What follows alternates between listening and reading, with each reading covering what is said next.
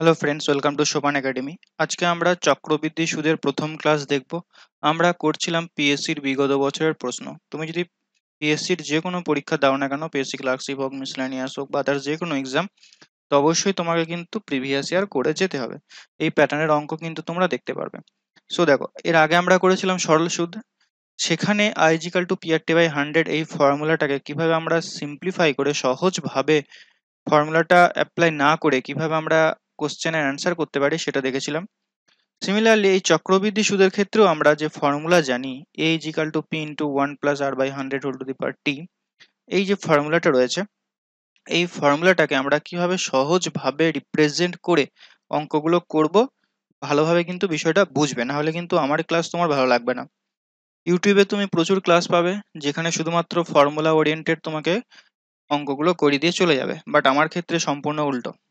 আমি তোমাকে আগে বেসিক বোঝাবো, ফর্মুলা ছাড়া কিভাবে অঙ্ক করা যায় সেটা তোমাকে কিন্তু ধরতেই হবে। একদম বেসিক থেকে, দেখো বেসিক থেকেই কিন্তু ফর্মুলাটা তৈরি হয়েছে, ঠিক আছে? তো আগে যদি তুমি বেসিকটা জেনে নাও তাহলে ফর্মুলা তুমি খুব ইজিলি অ্যাপ্লাই করতে পারবে।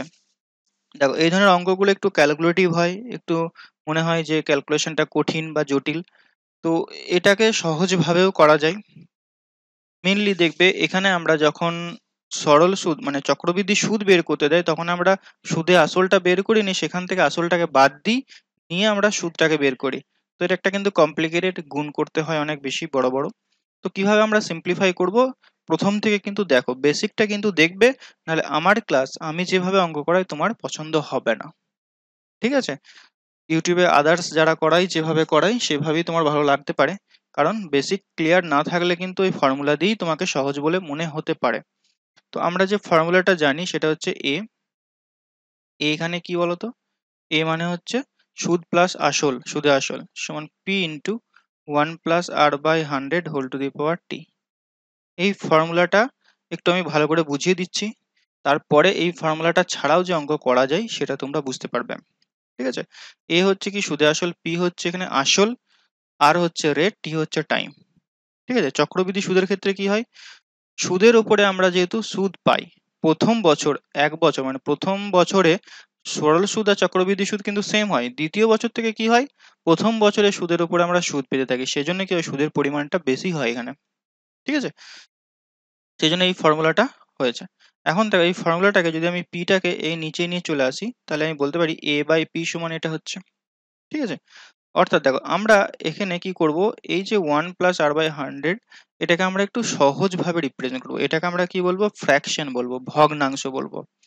ধরো, তোমাকে বলেছি যে কোনো চক্রবৃদ্ধি সুদের হার 10%, তাহলে ফ্র্যাকশনের মানটা কি হবে বলতো, 1 + 10%, 10/100। একবারে লিখে দিচ্ছি, আর এর মান 10, 10/100 কাটাকুটি করলে দেখো আসবে 11/10।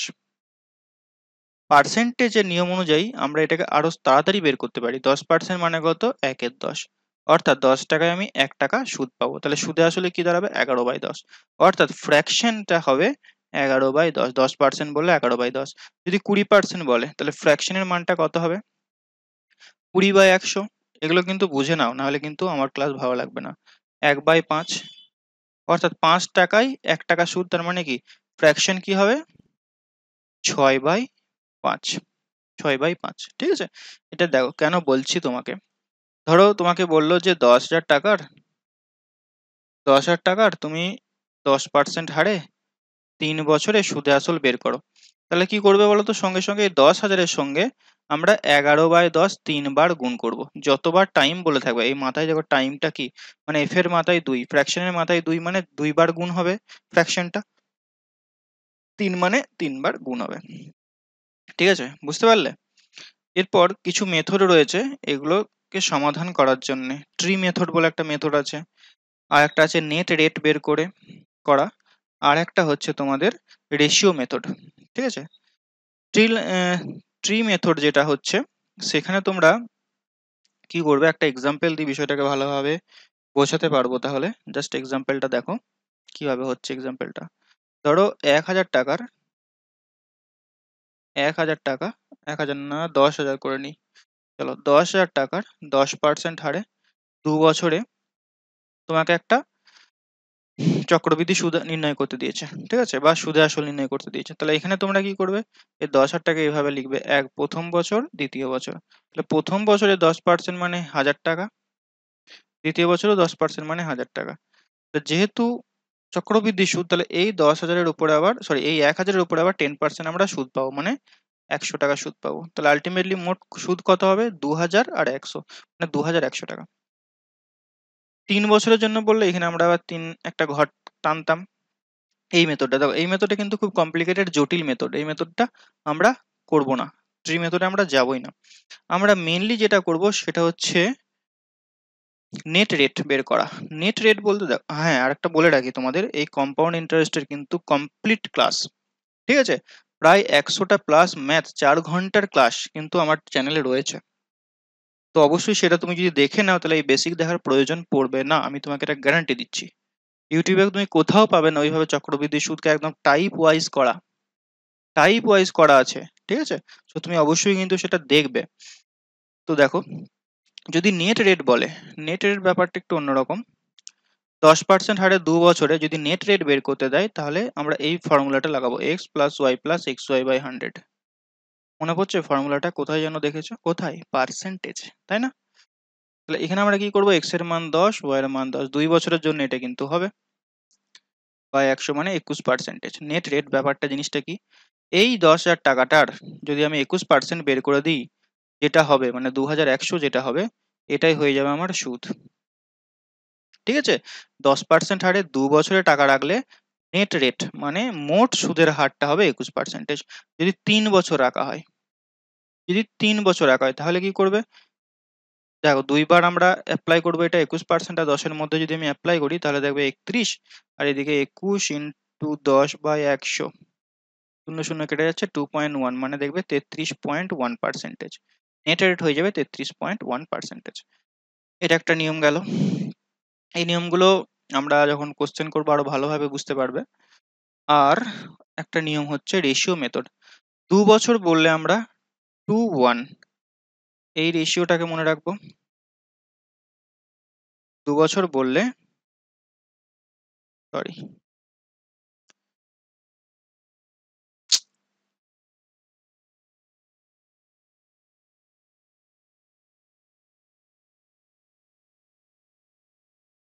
দাঁড়াও একটু। 2 বছর বললে 2:1 মনে রাখবো, 3 বছর বললে 3:3:1 মনে রাখবো, আর 4 বছর বললে 4:6:4:1 মনে রাখবো। 4 বছর পর্যন্তই ম্যাক্সিমাম বলে। জাস্ট এটা মনে রাখো, কিভাবে অ্যাপ্লাই করবে আমি প্রশ্নে যখন আসবে তখন বলে দেবো। তো চলো এরপর অঙ্কে যাওয়া যাক। প্রথম প্রশ্নটা কি বলেছে দেখো, দেখো এখানে মেইনলি প্রবলেম কি বলতো, আমি এই যে বইটা বের করেছি এখানে কিন্তু টাইপ ওয়াইজ সাজানো নেই। আমরা সালের কোশ্চেনগুলোকে জাস্ট তুলে এখানে পরপর সাজিয়ে দিয়েছি চক্রবৃদ্ধি সুদ আকারে, কিন্তু টাইপ ওয়াইজ সাজানো নেই। তো এই জন্য কি হয়, ক্লাসগুলো একটু বড় হয়ে যায়, কারণ প্রত্যেকটা প্রশ্নের জন্য তোমাকে কি করতে হচ্ছে, বেসিক কনসেপ্টটাকে বুঝতে হচ্ছে। কারণ দেখো ফর্মুলা দিয়ে যদি আমি করিয়ে দিই তুমি বুঝতে পারবে, টাইম সেখানে বেশি যাবে, তোমাকে বেশি জিনিস মনে রাখতে হবে। বাট আমি চাই তোমাদেরকে কম জিনিস মনে রাখতে, বেশি নাম্বার পেতে। এই জন্য তোমাকে কি করতে হবে বলতো, বেসিক থেকে শিখতে হবে, ঠিক আছে, একদম বেসিক লেভেলটা তোমাকে বুঝতে হবে। দেখো 8 মিনিট হয়ে গেল, আমি কিন্তু একটা অঙ্ক করাইনি। অনেকে অধৈর্য হয়ে ভিডিওটা ছেড়েও দিয়েছে, আমি জানি, মানে দেখেনি। কিন্তু দেখো, যদি তুমি অঙ্কে নাম্বার করতে চাও বাস, তাহলে কিন্তু তোমাকে বেসিক শিখতেই হবে। আর এটা ইউটিউবে কোনো স্যার বা কোনো দাদা তোমাকে কিন্তু বোঝাবে না ফ্রিতে, বিশেষ করে, কারণ সম্ভব নয়। কারণ কি, ইউটিউবে যারা ভিডিও দেয় তারা কিসের জন্য দেয়, ভিউজ পাওয়ার জন্য। আর তোমরা তো বেসিক জিনিস বুঝবে না, তোমরা তো ভিউজ দেখবে কিভাবে ট্রিক্স এর মাধ্যমে হয়ে যাচ্ছে অঙ্ক, এগুলোই তোমরা দেখবে। তো সেই অনুযায়ী তারা ঠিকই আছে তাদের পক্ষ থেকে, বাট ভাই বেসিক জিনিস কিন্তু জানতে হবে, ঠিক আছে। তো চলো দেখো, কোনো আসল চক্রবৃদ্ধি হারে 2 বছরে সুদে আসলে 4 গুণ হয়, তবে বার্ষিক সুদের হার কত? দেখো এটা যদি আমি ফর্মুলা দিয়ে করি তাহলে তুমি একটু বড় হবে এটা, বাট আমি করব বেসিক নিয়মে। ফর্মুলা দিয়ে আমার পিডিএফ এ রয়েছে, ডাইরেক্ট মেথড দেখো কি করবে। আমরা একটু আগে বের করলাম a বাই পি সমান হচ্ছে কি, ফ্র্যাকশন ছিল, ফ্র্যাকশনের মাথায় ছিল টাইম, মনে পড়ছে? টাইম মনে পড়ছে। এখানে দেখো এ মানে আসল প্লাস সুদ, আর পি হচ্ছে আসল। বলছে কি দেখো, সুদে আসলে 4 গুণ হয়, মানে 1 টাকা যদি রাখি সেটা সুদে আসলে 4 টাকা দাঁড়াবে। 1 টাকা রাখলে সেটা সুদে আসলে 4 টাকা দাঁড়াবে, সেটাই লিখেছি দেখো এখানে। এটা সমান হচ্ছে ফ্র্যাকশন। ফ্র্যাকশনের মাথায় দেখো 2 বছর বলেছে, তাহলে টাইমের জায়গায় আমি 2 লিখবো।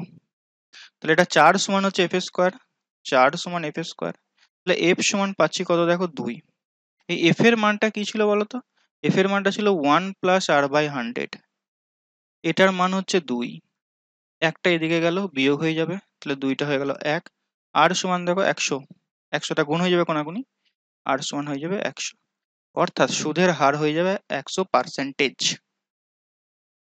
ঠিক আছে? তাহলে এফ এর মান 1 প্লাস আর বাই 100। এভাবে তুমি কিন্তু করতে পারো অঙ্কটাকে। নেক্সট দেখো, 4% সরল চক্রবৃদ্ধি হারে 625 টাকা 2 বছরে সুদে আসলে কত হবে? দেখো 2 বছর যখন বলবে তাহলে তুমি নেট রেট হিসাব করতে পারো। কি হবে, x plus y plus x হবে 100, তাহলে 4 প্লাস 4 প্লাস 4 4 16/100, মানে 8.16%। তাহলে দেখো 625 টাকার 8.16%। আচ্ছা, এটা একটু জটিল হয়ে যাবে, শুধু যদি সুদের পরিমাণ বের করতে বলে তাহলে তোমরা এভাবে করতে পারো। আদারওয়াইজ নেট রেট বের করার দরকার পড়বে না। কি করবে, ডাইরেক্ট করবে। দেখো 625কে আমরা কত দিয়ে গুণ করব? 625কে গুণ করবো, দেখো 4% মানে কত, ফ্র্যাকশনটার মান কত হবে, 4%-এর ফ্র্যাকশন 1 প্লাস 4/100, মানে হচ্ছে দেখো 26/25। 26/25, তাহলে আমরা 625কে 26/25 দিয়ে 2 বার গুণ করব, তাহলে মোট সুদ আসল পেয়ে যাবে। ঠিক আছে, 25 25 625 চলে যাবে, 26 26 মানে হচ্ছে তোমার 676। ওকে, 676, এটা হচ্ছে কি সুদে আসল হয়ে গেল। যদি তোমাকে শুধু আসল শুধু তোমাকে যদি সুদ বের করতে বলতো তাহলে তুমি এর 8.16%, মানে তখন নেট রেট বের করে অঙ্কটাকে করতে পারতে। ওকে, নেক্সট দেখো তিনেরটা। 10% চক্রবৃদ্ধি হারে 10 বছরে 10,000 টাকার 3 বছরে সুদে আসল কত টাকা হবে? সো কি করবে, এই 10,000-এর সঙ্গে কত গুণ করবো, ফ্র্যাকশনটার মান কত হবে, ফ্র্যাকশনটা 10% মানে দেখবে 11/10 হবে। 1 এর 10, 10 টাকা 1 টাকা, মানে 11/10 হবে। 11/10 কবার গুণ করবে, 3 বার গুণ করবে। 3 বছর বলেছে, তাহলে এখানে দেখো 3টে শূন্য ক্যান্সেল হয়ে যাচ্ছে। উপরে 11-এর কিউব, 11-এর কিউব হচ্ছে তোমার 1331। 1 থেকে 15 পর্যন্ত ঘন মুখস্থ রাখবে, 1331, একটা শূন্য। Option D. নেক্সট, যদি কোনো আসল চক্রবৃদ্ধি হারে 3 বছরে সুদে আসলে 27 গুণ হয় তাহলে বার্ষিক সুদের হার কত? 27 গুণ হবে। দেখো এ বাই পি সমান হচ্ছে সেই ফ্র্যাকশন, এর মাথায় 3। তাহলে এ মানে কত, 27 গুণ হচ্ছে, তাহলে 27/1। এখানে কি আসল 1 টাকা, তাহলে 27 গুণ মানে 27 টাকা, ফ্র্যাকশনের মাথায় 3। তাহলে এফ এর মান কত হচ্ছে দেখো, 3। এম মানে কি 1 প্লাস r/100, এটার মান হচ্ছে 3। তাহলে একটা ওদিকে গেলে 3টা হয়ে যাবে 2 বিয়োগ করে, তাহলে আর সমান কত হবে দেখো, 200। কোনাকুনি গুণ হয়ে যাচ্ছে, 200%। Option D. ঠিক আছে, দেখো কতটা সিম্পলিফাই করে দিয়েছি দেখো তোমাদের জন্য। হ্যাঁ, বেসিকটা না বুঝতে পারলে কি করে এফ সমান এটা হচ্ছে, কি করে এ বাই পি লিখছি, এটা কিন্তু ফর্মুলা থেকেই আমি প্রথমে ক্লাসের শুরুতেই বলেছি। এক ব্যক্তি মূলধনের 1/3 অংশ বার্ষিক 7% হারে, 1/4 অংশ 8% হারে এবং বাকি অংশ 10% হারে বিনিয়োগ করেন। যদি তার বার্ষিক আয় এত টাকা হয় তাহলে মোট মূলধন কত? এটা দেখো সরল সুদের অঙ্ক। ঠিক আছে, সরল সুদের। এখানে আমরা কি করব, নেট রেট হিসাব করব। টোটাল যদি এক অংশ হয়, টোটাল যদি এক অংশ হয়, তার মধ্যে 1/3 অংশ বলেছে সে 7% হারে দিচ্ছে। ঠিক আছে, 1/4 অংশ 8% হারে দিচ্ছে, আর বাকি অংশ বলতে 1 থেকে তুমি 1/3 আর 1/4কে বাদ দাও, তাহলে টোটাল লসাগু যদি 12 হয়, এখানে আসবে 12, এখানে 4, এখানে 3 মানে 7, মানে 5/12। ঠিক আছে, 5/12 অংশ দিচ্ছে সে 10% হারে। তাহলে নেট রেটটা আমরা এখান থেকে হিসাব করে নিচ্ছি। দেখো এখানে পার্সেন্টেজটাকে তুমি কমন নিয়ে বাইরে বের করে দাও। ঠিক আছে, এটা 7/3 আসছে এই জায়গাটাতে, এটা আসছে দেখো কাটাকুটি করলে 2, আর এদিকে 5/12। আচ্ছা 5/12ই থাক, এদিকে 10 মানে 50/12 পার্সেন্টেজ, কিন্তু পার্সেন্টেজটা আমি কমন নিয়ে বাইরে রেখেছি। এটা যদি আমি লসাগু করি 12, তাহলে এখানে আসবে দেখো 4 7 28, 12 × 2 = 24 আর এখানে 50 কত হচ্ছে ওপরটা 102/12%। এই 102/12% যে সুদটা পাচ্ছে সেটাই হচ্ছে 561 টাকা। তাহলে একের মান কত 1% আমরা বের করব বা একের মান বের করব 561/102 সরি হ্যাঁ 102/12 ঠিক আছে। আর আমরা বের করবো কি 100% এর মান কত তার মানে 100 দিয়ে এখানে জাস্ট গুণ করে দেবো ঠিক আছে। এরপর তুমি 12টাকে উপরে নিয়ে যাও নিয়ে কাটাকুটি করো 102 মানে এখানে আসছে দেখো 6 এখানে আসছে 51 51 দিতে একবার যাচ্ছে একবার 11 মানে 66 ইন্টু দুটো শূন্য 66,000 মানে 6,600 টাকা অপশন এ। এটা নেট রেট বের করে কিন্তু খুব সহজেই হয়ে গেল। নেক্সট অঙ্কটা দেখো 6 অঙ্কটা কোনো পরিমাণ টাকা চক্রবৃদ্ধি সুদে রাখলে 5 বছরে দ্বিগুণ হয় ওই একই পরিমাণ টাকা ওই একই চক্রবৃদ্ধি সুদের হারে রাখলে 8 গুণ হবে। কোনো পরিমাণ টাকা চক্রবৃদ্ধি সুদে রাখলে 5 বছরে দ্বিগুণ হয় ওই একই পরিমাণ টাকা একই চক্রবৃদ্ধি হারে রাখলে কত বছরে 8 গুণ হবে এটা অ্যান্সার হওয়া উচিত ছিল ঠিক আছে। তো দেখো এখানে 5 বছর রাখা হচ্ছে মানে এফ এর মান 5 কি হচ্ছে দ্বিগুণ হচ্ছে ঠিক আছে। আমাকে এফ এর মান কত হলে এটা 8 গুণ হবে তাহলে এটাকে কত সহজে হয়ে যাবে দেখো এটাকে আমি 2টাকে 8 করব তাহলে দেখো এর মাথায় আমি কি করব এর মাথায় আমি কিউব নিয়ে আসবো কিউব নিয়ে এলে 8 চলে আসবে তাহলে এর মাথায় আমাকে কিউব নিয়ে আসতে হবে তাহলে এর মাথায় কিউব আনা মানে কি 5 × 3 = 15 হয়ে যাবে তাহলে এক্স এর মান এখানে দেখো 15 সমান 2^3 8 তাহলে এক্স এর মান কত হবে 15 বছর অপশন সি। বোঝা গেল না তো বুঝতে পারবেও না যদি তোমার বেসিক না ক্লিয়ার থাকে। এফ কোথা থেকে এলো ফ্র্যাকশন মনে পড়ছে প্রথমেই বলেছিলাম ক্লাসে শুরুতেই দেখে আসো যাও আমি আর বলতে পারবো না এফ কোথা থেকে এলো ঠিক আছে। সো ইউটিউব চ্যানেলে রয়েছে কিন্তু হ্যাঁ দেখে আসো না হলে ভাই বুঝতে পারবে না আর এত সহজে অঙ্ক হবে না এর থেকে শর্টে তুমি দেখিয়ে দাও ইউটিউবে কেউ করিয়েছে বুঝিয়ে যদি তুমি করতে চাও তোমাকে তাহলে এইভাবে বেসিকটা শিখে তারপরে আসতে হবে। হ্যাঁ তোমাকে আমি বলতেই পারি যেটা এভাবে মনে রাখতে পারো 2কে আমি 8 বানালাম মাথায় 3 তাহলে 5 এর পাওয়ার 3 করে দাও গুণ করে দাও 15 অ্যান্সার চলে আসবে। তো যদি কিন্তু আমার দ্বারা হবে না তো বেসিক তোমাকে ভাই শিখতেই হবে। তো সাতেরটা চলো বার্ষিক এত পার্সেন্ট হারে 3 বছরে কোনো টাকা চক্রবৃদ্ধি সুদ হয় এত টাকা তাহলে ওই পরিমাণ হারে একই সময়ে সরল সুদ কত হবে দেখো 16.2 3% মানে কত 3 × 16 = 48 50/3 মানে নিজেই 300 2 মানে 1/6 ঠিক আছে 1/6 অর্থাৎ 6 টাকাটা দাঁড়াবে 7 টাকায় প্রত্যেকবার 6 টাকাটা 7 টাকায় দাঁড়াবে 6 এর কিউব মানে কত 216 7 এর কিউব মানে কত 343 অর্থাৎ এই টাকাটা 343 টাকায় দাঁড়াচ্ছে তার মানে এখানে সুদ ক টাকা পাচ্ছি সুদ পাচ্ছি দেখো 343 থেকে যদি আমি 216 বাদ দিই 6 কয় 13 6 7 এখানে 2 127 টাকা সুদ পাচ্ছি। এই 127 এর মানই হচ্ছে কিন্তু 1270 এখানে বলে দিচ্ছি দেখো চক্রবৃদ্ধি সুদ হচ্ছে 1270 127 এর মান আমাকে জানতে চেয়েছে ওই পরিমাণে একই সময়ে একই হারে সরল সুদ হবে সরল সুদটা বের করতে বলেছে ঠিক আছে কারণ 127 টাকাটা হচ্ছে এত টাকা ওকে। এরপরে যেটা আমরা করব আসলটা বের করে নিচ্ছি তাহলে 127 টাকা যদি এটা হয় তাহলে একের মান কত 10 তাহলে আসল কত হবে 216 ইন্টু 10 মানে 2160 টাকা হচ্ছে আসল। আমাকে কি জানতে চেয়েছে সরল সূত্র জানতে চেয়েছে তাহলে দেখো এই 216 টাকার উপরে সরি 2160 টাকার সরল সুদ বের করছি 1/6 অংশ 3 বছরের জন্য রাখা হচ্ছে ইন্টু 3 তার মানে 2 2 দিয়ে কাটা যাচ্ছে এটা 2 দিয়ে ভাগ করো 2 10 20 8 0 অর্থাৎ 1080 টাকা 1080 টাকা সুদ হবে ঠিক আছে।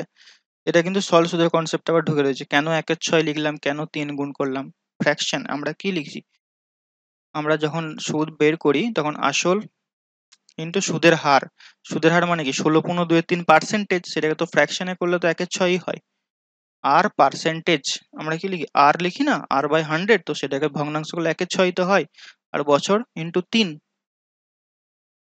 বুঝতে পারছি? চলো 60 এর অঙ্কটা দেখো।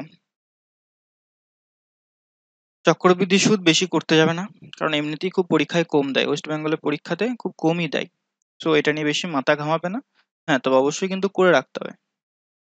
আটেরটা দেখো, কোনো মূলধন 2 বছরের চক্রবৃদ্ধি সুদ 410 টাকা এবং সরল সুদ 400 টাকা হলে সুদের হার নির্ণয় করো। দেখো 2 বছরের ক্ষেত্রে সরল সুদ যদি 400 টাকা হয়, তাহলে প্রত্যেক বছরে সুদ হিসাবে 200 টাকা করে পাচ্ছে, বলো হ্যাঁ কিনা। এখন চক্রবৃদ্ধি সুদ 410 টাকা হচ্ছে, তার মানে 10 টাকা এক্সট্রা হচ্ছে। এই 10 টাকা এক্সট্রাটা কার উপরে হচ্ছে বলতো? এই 200 টাকার উপরে এসে 10 টাকা এক্সট্রা পাচ্ছে, হ্যাঁ কিনা। 410 টাকা কেন 10 টাকা এক্সট্রা কেন হচ্ছে? কারণ এই প্রথম বছরে যে 200 টাকা সুদ পেয়েছিল চক্রবৃদ্ধি সুদের ক্ষেত্রে, এর উপরে আবার সুদ পাবে 10 টাকা। তাহলে এই 200 টাকার উপরে এসে 10 টাকা সুদ পাচ্ছে। এখন সুদের হার নির্ণয় করব, দেখো 200 টাকার উপরে 10 টাকা সুদ, তাহলে 100 টাকার উপরে কত সুদ পাবে? কাটাকুটি করে দাও, 2 5, দ্যাট ইজ 5% হয়ে যাবে এটার সুদের হার। ঠিক আছে, কারণ কি 200 টাকার উপরে 5% পেয়ে মানে সুদের হার যেটা থাকবে তার উপরেই তো 10 টাকা দাঁড়িয়েছে হিসাব করে। সুদ প্রথম বছরে সুদের উপরে পার্সেন্টেজটা পেয়েই তো, মানে যেটা আমরা সুদের হার জানছি বা বের করব, সেই পার্সেন্টেজটাই তো 10 টাকা দাঁড়াচ্ছে। তো সেটাই আমরা ব্যাক ক্যালকুলেশন করে বের করলাম। একটা চক্রবৃদ্ধি হারে কিছু টাকা 2 বছরে 800 টাকা, 3 বছরে 864 টাকা হয়, তাহলে সুদের হার কত? দেখো এখানে একটা জিনিস মনে রাখবে, চক্রবৃদ্ধি সুদের ক্ষেত্রে কি হয়, আসল যেটা তুমি দাও সেটা কি হয়, প্রত্যেক বছর বাড়তে থাকে আসলটা। মানে কি আসলের সঙ্গে ইন্টারেস্টটা যোগ হয়ে যায়। আমি এভাবেও তো ধরতে পারি, ধরো 100 টাকা আমি জমা দিয়েছি, পরের বছরে আমি 10 টাকা সুদ পাচ্ছি, তাহলে পরের বছরে আসল দাঁড়িয়ে গেল 110 টাকা। এই 110 টাকার উপরে তুমি আবার ইন্টারেস্ট পাবে। ধরো 110 টাকাটা তার 3 নাম্বার বছরে 120 টাকা হলো বা 121 টাকা হলো। তো এইটা এখন আবার আসল দাঁড়িয়ে গেল তোমার, কারণ এর উপরে আবার তুমি ইন্টারেস্ট পাবে। ঠিক আছে, তো এটা মনে রাখবে, চক্রবৃদ্ধি সুদের ক্ষেত্রে আসলটা বাড়তে থাকে, মানে আসলের উপরে যেহেতু তুমি মানে সুদের উপরে ইন্টারেস্ট পাচ্ছ, সেহেতু আমি এভাবে ভাবতে পারি আসলটা আমার বেড়ে বেড়ে যাচ্ছে। ঠিক আছে, সো এখানে দেখো 2 বছরে 800 টাকা হয়েছে, মানে 2 বছরের শেষে আসল আমি ধরতে পারি 800 টাকা, আর 3 বছরে 864 টাকা হচ্ছে। তার মানে এই যে মাঝে 1 বছরের যে গ্যাপটা, এই মাঝে 1 বছরের গ্যাপে কিন্তু 64 টাকা ইনক্রিজ হচ্ছে।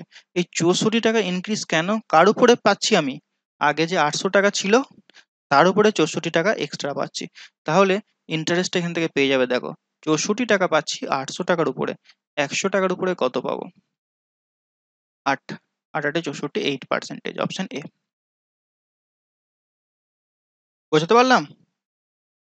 আশা করি বুঝতে পেরেছো। না বুঝতে পারলে রিকোয়েস্ট করবো ভিডিওটা দেখো, আমার যে বেসিক ভিডিও রয়েছে, নাহলে কিন্তু বুঝতে পারবে না। খুব ছোট ছোট জিনিস তুমি যদি মনে রাখতে পারো, দেখবে চক্রবৃদ্ধি সুদ খুব সহজেই করতে পারছো। বেশি ফর্মুলা মনে রাখার দরকার নেই, বেসিকটা বুঝে নাও।